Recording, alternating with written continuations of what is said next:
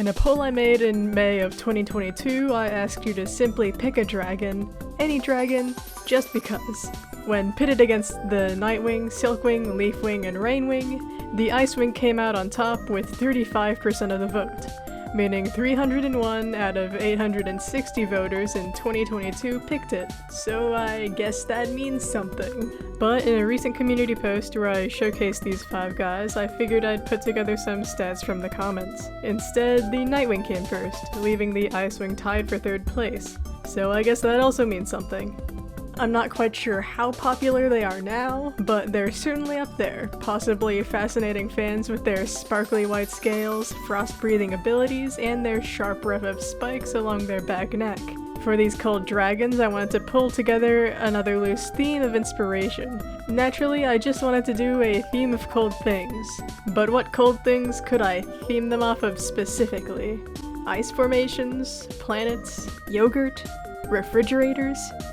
The cold, murky recesses of my empty and dark heart. It starts with I don't know why. Yeah, none of those are really working, so let's just go with the vague idea of spiky things. Fortunately, I found a good number of spiky objects in the world to somewhat theme these dragons around. I also kind of double-themed the chosen spiky objects around the secondary tribe, so everything is connected and correlated and totally planned out. Yippee! Speeding through these, we got the Sandwing, who I based on the agave cactus. This guy turned out to be a little weird looking and unique compared to the rest of the row because I chose to make their back scales protrude in the shape of the cactus, instead of giving them icewing spines. The crest on their head was also shaped to look similar to the cactus, with horns that looked like thorns and a nose spike that sticks outwards.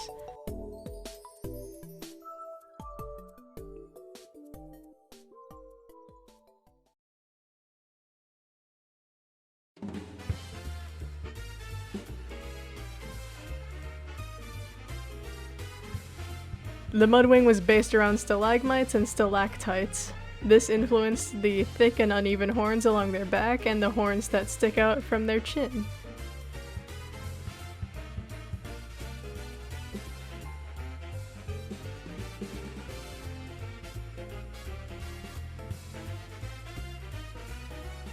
I chose to base the Skywing generally off of crystal formations, mostly due to the exaggerated assumption of Skywings falling head over heels for jewelry and shiny things. I gave them jagged and geometric horns and cubic patterns. I had a little bit of trouble getting the line width correct on this guy, but I eventually just left it as is with the intention of redrawing the pose later.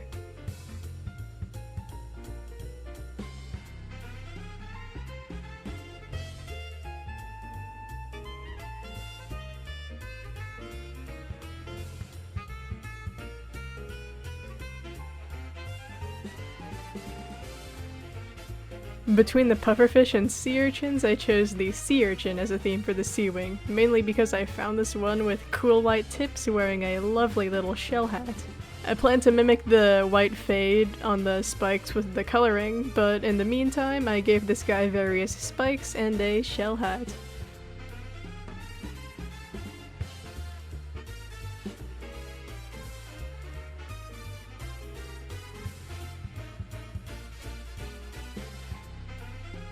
When searching for spiky fruits other than the pineapple for the Rainwing, I stumbled across this one called the ramutan. Because I already did the wiggly spines idea for the sea-ice hybrid in the previous video, I simply gave this guy's spines a slight curve to them. I also experimented with the idea of making the eyebrows extend at the ends, but I ultimately decided against it. I easily turned to the magnetically mysterious liquid of ferrofluid as inspiration for the Nightwing. I tried mimicking the symmetry and evenly spacedness of ferrofluid with the Nightwing spines. The spines were also drawn to be thicker and blunter to further its relation to its inspiration. I'm sure there are better bugs out there to be inspiration for a hive-ice hybrid, but I landed on this bug called the punk beetle. It's not really spiky, but rather it seems to have fluffy white tufts that stick out in all directions. To mimic that, I gave the Hivewing an erratic arrangement of spikes along their head and back neck. I couldn't find any interesting spiky butterflies to base this Silkwing around, so I went backwards and started looking for caterpillars. That's when I found the hickory-horned devil, who inspired the triple-spiked spines along its back as well as the short antenna.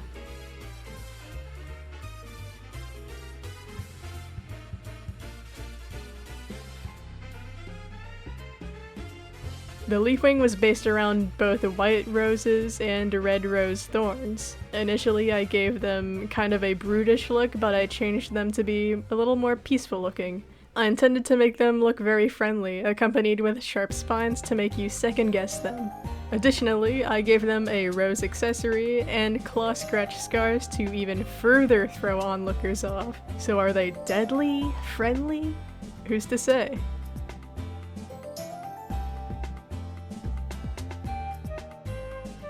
Here's the part where I decided to redraw the Skywing.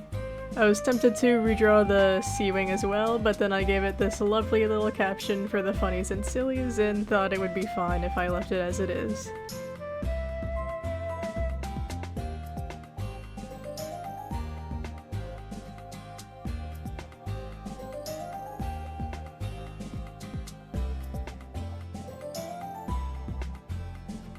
The colors I chose for them overall were all light and pale, or at least had white contrasted with some darker or brighter colors. I gave them all bluish ears to allude to their blue blood. I also gave them all a complimentary faded chin for some reason. I don't know, the normal Icewing had it, so I figured I'd give it to everyone else. This Sandwing ended up looking very similar to the other sand and ice hybrid in color, but I thought I could get away with it because they're both pretty visually different from each other. I'm also really happy with the faint jagged pattern on this guy's scales. Picking colors for the Mudwing was a little tricky. I messed around with the lightness and placements and whatnot. The final one you see in this speed paint is not the same as the final result.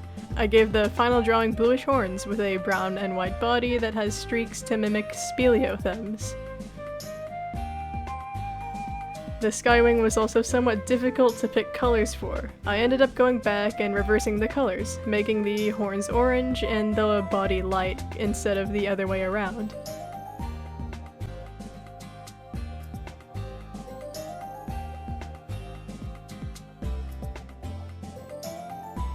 Following this streak, this Seawing gets recolored as well. I initially wanted it to be very blue and white, but I thought it looked a little bit too similar to the interpretation of Typhoon in Wings of Fire, so I changed it later. The later version has more pale and pastel colors, but keeps the white fade on the spines.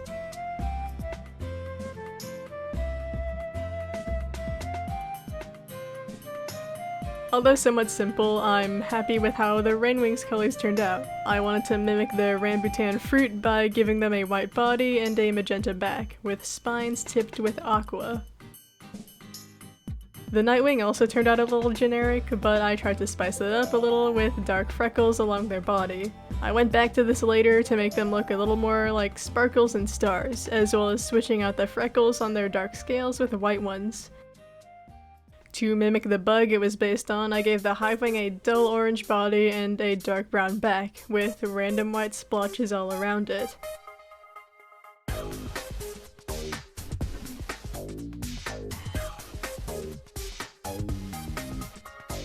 Similarly, this Silkwing was based around the caterpillar's coloring, with orange and blue spines and a minty green body. I went back in later to adjust the colors to look more like the caterpillar, which you'll also see in the final product.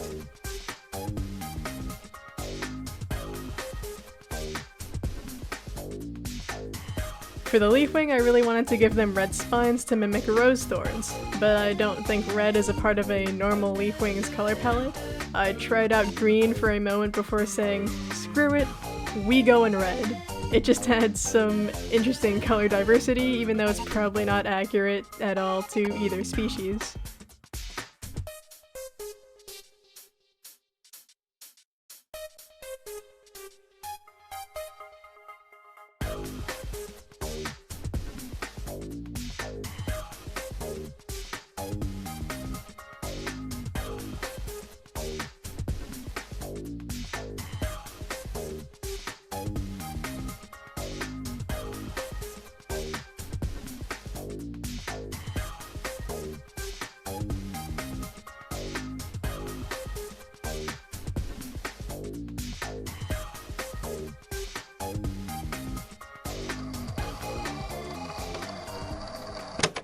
And here it is, all the final designs with a few color and pattern tweaks here and there. Some of them were named after their inspiration, while others I just came up with on my own. I'm really happy with Apricity's name. You gotta look up that definition, it is pretty epic. So with that, thank you for watching. Insert funny jungle pun here, says my script. I don't have the time to get around to that, so I'll leave you with this instead. Let's see, okay. Mango? My mango is to blow up. Yippee! We're officially at the halfway point of the series. What do you think of that strike? I couldn't have said it better. Wait, what? Why are you getting closer? Dude, stop. What the?